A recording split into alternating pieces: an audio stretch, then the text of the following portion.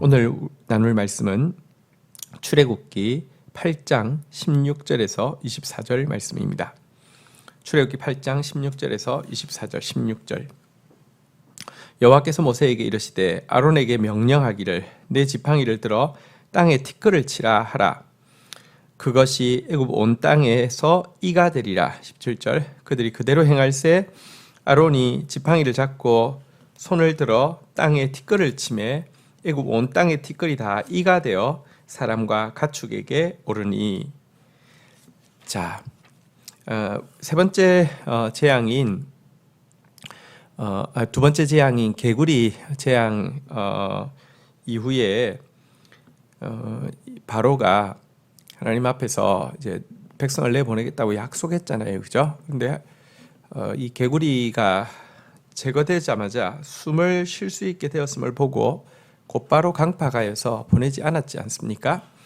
세 번째 재앙은 예고 없이 내려졌습니다. 이것은 바로의 완악함에 대한 하나님의 심판인데요. 성경에 보면 세 번째 재앙, 여섯 번째 재앙, 또 아홉 번째 재앙도 예고 없이 진행되어지고 있습니다. 이것은 각각 바로의 완악함에 대해서 바로가 약속하고 지키지 않는 것에 대해서 또 하나님께서 재앙 위에 재앙을 더하는 것을 보여줍니다. 세 번째 재앙은 무엇이냐고 하면 그 애굽 땅의 티끌이 다 이로 변하는 재앙이었습니다. 여기 티끌은 이제 땅 흙을 이야기하지 않습니까? 흙이 이로 변하는 것인데요.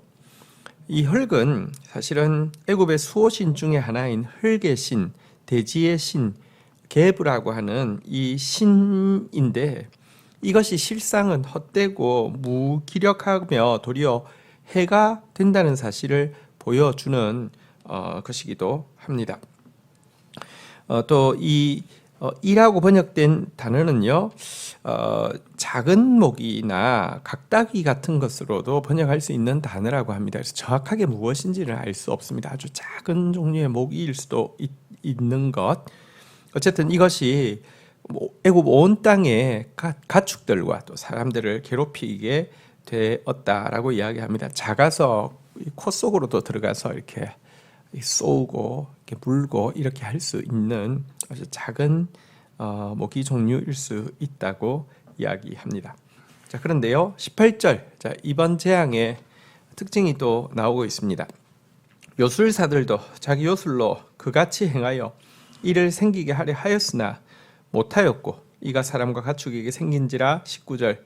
요술사가 바로에게 말하되 이는 하나님의 권능이니이다 하였으나 바로의 마음이 완악하게 되어 그들의 말을 듣지도 아니하였으니 여호와의 말씀과 같았더라. 이 재앙 때부터는 이제 바로의 요술사들이 회복은 안 되어서 이것은 하나님의 권능이라고 이 바로의 요술사들이 고백을 했는데요. 그럼에도 불구하고 바로는 마음을 강팍하게 해서 자기 요술사들의 이야기도 듣지 않고 하나님의 말씀도 듣지 않았다라고 이야기하고 있습니다. 이것은 또 하나님의 말씀대로 된 것이죠. 그리고 인간의 강박함이 얼마나 강한지, 그가 그동안 요술사의 말을 잘 들었을 것입니다. 왜냐하면 자기 뜻대로 할 수 있으니까. 그러나 자기 뜻에 반하는 요술사의 말은 그거마저도 듣지 않았습니다. 그러니 하나님 말씀 어떻게 듣겠습니까? 성경에서는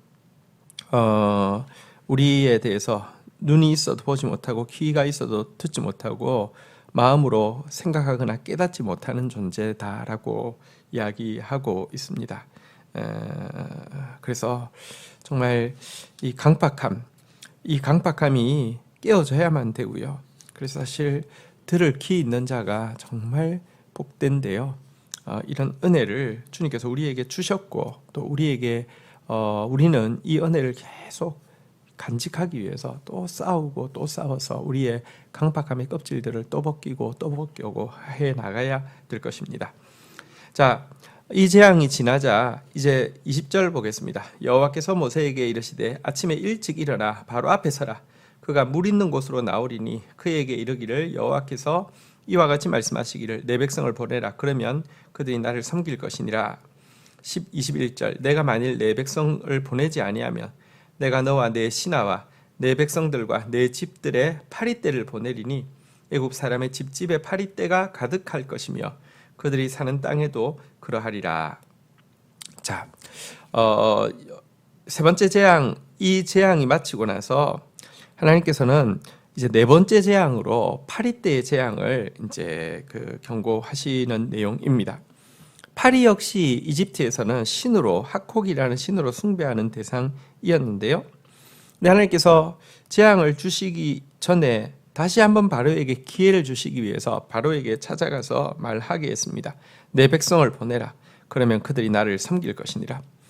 끊임없이 성경에서는 우리를 하나님께서 자기 백성이라고 자기 소유라고 이야기하시면서 우리가 그의 백성으로서 그의 소유로서 해야 될 일은 그를 섬기는 것, 그를 예배하는 것임을 명백히 밝히고 있습니다. 그리고 이와 같은 기회에도 불구하고 그들을 보내지 않는다고 하면 이제 이 파리 재앙을 보낼 것이다 라고 이야기했는데요. 우리 앞에서 나온 이가 만약에 작은 목이라고 생각하고 파리가 이제 이 파리 이제 이어서 또 파리가 나왔는데요.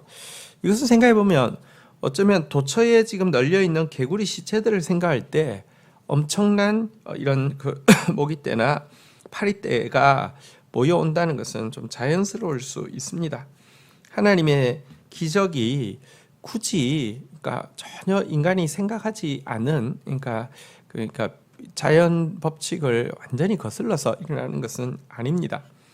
그러나 중요한 것은 하나님께서 오라고 할 때 오고 예를 들면 내일 그친다고 하면 그치고 이것은요 자연 법칙으로는 설명할 수 없는 것이죠. 그래서 하나님께서만 하실 수 있는 일이죠. 하나님께서는 이 자연의 법칙도 운행하시고요. 또 자연 법칙으로 되지 않는 일도 시행하시는 그런 하나님이신데요. 어쨌든 이제 파리떼가 올 것이다 이렇게 이야기했는데요. 파리떼가 뭐 지저분하기는 하고 질병 이렇게 병균을 옮길 수 있으니까 위험하기는 한 건 알겠는데 파리떼가 뭐 그렇게 크게 재앙이 될까 이렇게 생각할 수 있는데요. 애굽의 파리떼는 이 새파리 종류인데요. 이게 이제 크기는 파리만큼 큰데 그게 모기처럼 피를 빨아먹는다고 생각해 보십시오. 얼마나 성가시겠습니까? 얼마나 무섭겠습니까? 그런 종류의 파리라고 합니다. 자, 근데 여기서 이제 우리가 지금까지 나온 애굽의 신들의 성격을 한번 좀 생각해 볼 필요가 있겠습니다. 보십시오. 예를 들면 나일강 그리고 또 개구리 그리고 여기 이제 돼지가 그러니까 이 티끌이 이렇게 이로 바뀌었잖아요. 이 돼지 이런 것은 전부 다 풍요를 상징하고 다산을 상징하고 이런 것들을 신으로 섬겼음을 알 수 있게 되고요. 또 이제 지금 나온 파리를 비롯해 가지고 혹은 또 뒤에 나오는 이제 메뚜기 같이 이것들은 또 뭐냐고 하면 할 수만 있으면 피하고 싶은 대상, 두려움을 상징하는 대상들이 또 애굽의 신이었음을 보게 됩니다. 한쪽에서는요, 이렇게 뭐 불을 주고 탐욕을 부추기는 이런 것들이 신이라고 하면 또 다른 쪽에서는요, 두려움을 주고 공포를 주는 것들을 신으로 섬기는 것을 알 수 있는데요. 이 두 가지 탐욕과 두려움은 우상 숭배의 핵심 중의 핵심이거든요. 사람들에게 이러면 대박나, 이것만 하면 잘 될 거야 이러면서 탐욕을 부추기거나 반대로 이거 안 하면 너 죽어, 이거 안 하면 너 망해, 이런 이 두려움, 이 두 가지 무기로 사람들을 미련하게 하고 사람들을 노예처럼 부리는 것이 우상 숭배의 메커니즘이거든요. 그래서 어쨌든 이 파리도 이집트에서 숭배하는 우상이었는데요. 자, 우리 한번 22절 한번 보도록 하겠습니다. 그날에 나는 내 백성이 거주하는 고센 땅을 구별하여 그곳에는 파리가 없게 하리니 이로 말미암아 이 땅에서 내가 여호와인 줄 내가 알 것이니라. 23절 내가 내 백성과 내 백성 사이를 구별하리니 내일 이 표징이 있으리라 하셨다 하라 하시고. 자, 그런데 이 네 번째 재앙인 파리 재앙 때는 또 좀 특별한 점이 있는데요. 이스라엘 백성들이 머물고 있는 고센 땅에는 이 재앙이 미치지 않게 하실 것임을 바로에게 이야기하라라고 밝히신 부분입니다. 여기서 비추어 볼 때 우리가 알 수 있는 것은 첫 번째, 두 번째, 세 번째 재앙은 이스라엘 백성도 같이 겪었음을 알 수 있죠. 나일강이 피로 변했을 때, 막 개구리들이 다 올라왔을 때, 그리고 이가 막 이렇게 고통스럽게 할 때, 이것들은 이스라엘 백성도 다 같이 겪었습니다. 이것을 통해서 자신들이 얼마나 이기적이고 현세 중심적인 신앙생활을 했는지에 대해서 돌아보고 회개하는 시간을 가지게 했을 터인데요. 근데 네 번째부터는 애굽 사람들에게는 이 재앙들이 임하지만 이제 네 번째 이후의 재앙들은 고센 땅에 사는 이스라엘 백성들에게는 하나도 임하지 않았습니다. 왜 이렇게 하셨을까요? 이것은 오늘 본문에 나온 대로 바로에게는 이스라엘이 하나님께서 구별하여 택한 백성이라는 것을 알게 하고, 이스라엘에게는 하나님이 자신들의 유일한 구원자가 되심을 깨닫게 하고, 이것으로 온 세상으로 하여금 여호와만이 참된 하나님이심을 알게 하기 위한 이렇게 하나님의 특별한 은총임을 우리가 알 수 있습니다. 그리고 또 한 가지 우리가 아는 것은, 한편에서는 이집트 사람들에게는 하나님의 심판이 일어나고 있을 때 이스라엘 백성들에게는 하나님의 놀라운 보호하심과 구원이 일어나고 있다는 사실입니다. 하나님의 심판의 때는 하나님의 구원의 때와 동전의 양면과 같으며, 하나님이 대적들에 대해서 보복하실 때는 하나님께서 자기 백성에 대해서 보상하시는 때와 또한 동전의 양면과 같은 것입니다. 지금 저희들은 여호와의 영은 운행하신다고, 하나님의 영은 운행하신다고 선포하고 믿음으로 고백하고 있는데, 하나님이 운행하시는 것은요, 한편으로는 계속되어지고 있는 심판이고요, 한편으로는 계속되어지는 구원을 이야기함을 알 수 있습니다. 그리고 여기서도 보면 이 파리 때의 재앙이 임할 시점으로 내일을 딱 지적하셨죠. 이것은 어떤 의미가 있을까요? 바로에게 먼저 묻게 하셨지 않습니까? 언제 개구리 재앙이 그쳤으면 좋겠냐 하니까 내일 그치면 이스라엘 보낼 것이다라고 이야기했는데요. 오늘 먼저 모세를 통하여서, 아론을 통하여서 내일 이제 파리 재앙이 시작되어질 것이다라고 이야기한 것은, 그가 내일이라고 지정하고도 이스라엘을 내보내겠다는 약속을 지키지 않은 것에 대해서 하나님이 명백히 기억하고 계시고 심판한다는 의미도 담고 있습니다. 그리하여서 24절, 여호와께서 그와 같이 하시니 무수한 파리떼가 바로의 궁과 그의 신하의 집과 애굽 온 땅에 이르니 파리로 말미암아 그 땅이 황폐하였더라. 그리고 예고한 그 다음 날이 되자 이 파리떼가 덮쳐서요, 바로의 궁, 그의 신하의 집, 애굽 온 땅이 황폐하게 되는 고통을 당하게 됐다, 이렇게 기록하고 있습니다. 한편 성경에는 이 파리 대왕이라는 특별한 종류의 우상의 이름이 나옵니다. 파리 대왕, 바알세붑이라는 이름이 파리 대왕인데요. 여기에 대해서 간단하게만 좀 살펴보도록 하겠습니다. 열왕기하 1장 1절부터 보면요, 아왕이 죽은 후에 이제 모압이 이스라엘을 배반하게 되는 장면이 나오고요. 1장 2절에 보니까 이제 아하시아가 사마리아에 있는 그의 다락 난간에서 떨어져 병들매 사자들을 보내어 그들에게 이르되 가서 에그론의 신 바알세붑에게 이 병이 낫겠나 물어보라 하니라, 이런 표현이 나옵니다. 아합이 죽고 나자 모압이 반기를 들었고요.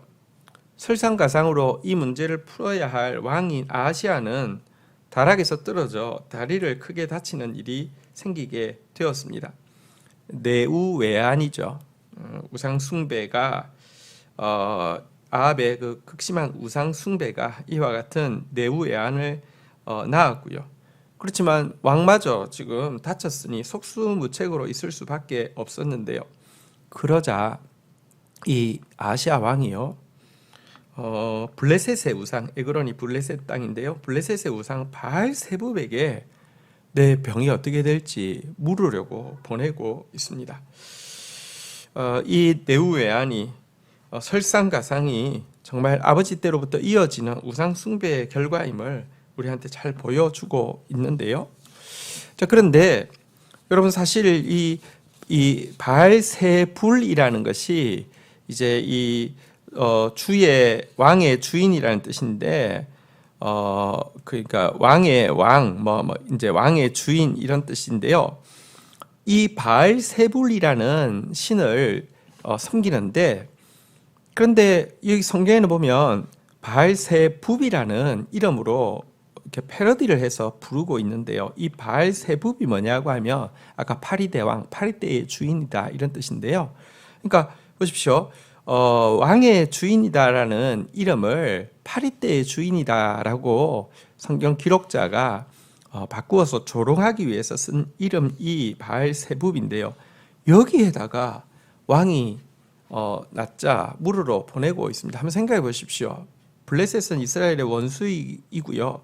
법궤를 빼앗아 가기도 하고 했었는데요. 그러나 빼앗아 간 법궤도 스스로 돌아왔습니다. 하나님이 이스라엘 가운데 계신다는 것을 그들은 거듭 보았습니다. 다윗 때도 하나님이 이스라엘과 함께 하신다는 것을 그들은 거듭 보았습니다. 그들은 이스라엘 가운데 하나님이 계심을 분명히 알았습니다. 그런데 정작 이스라엘의 왕이 여러분 위기 앞에서 바로 이 바알세불을 찾아가는 것이 얼마나 웃기든지 파리떼 지금 찾아간다라고 이야기를 하고 있는 것이죠. 자, 그래서 하나님께서 그에게 경고하시고 그는 어떻게 되었을까요? 열왕기하 1장 3절 4절만 볼게요.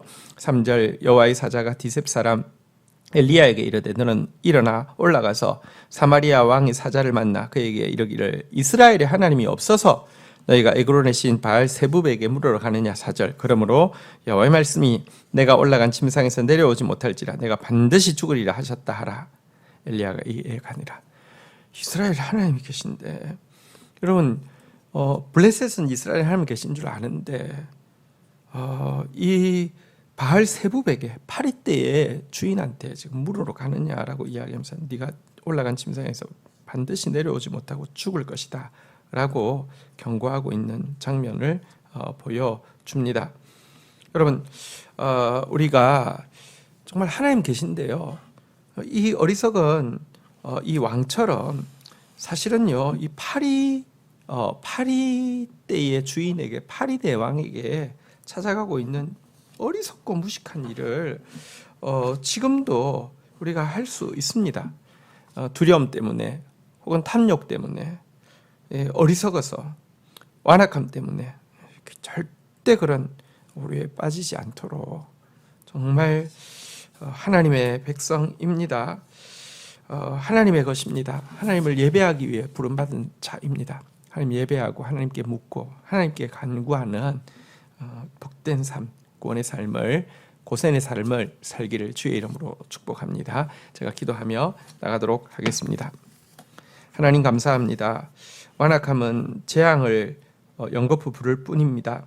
하나님 앞에서 부드러운 자, 겸손한 자 되어질 수 있도록 인도하여 주옵소서. 완악하면 이제 자기가 가까이 두던 사람들의 고백마저도 무시하고 자기 뜻만을 앞세우게 됨을 보게 됩니다. 이런 완악함이 또 우리 안에 있습니다. 우리가 스스로 왕이며 우리가 스스로 바알입니다. 오늘도 이 완악함의 겁질을 벗겨버리는 일을 몸부림치며 하는 자 되어질 수 있도록 은총을 베풀어 주시기를 간절히 간구하고 소원합니다. 하나님, 우리에게 세상의 고통을 통하여서 회개할 기회도 허락하여 주시지만 또 우리에게 세상과 구별된 보호를 허락하여 주심으로 말미암아 하나님만이 구원자이심을 또 알게 하여 주십니다.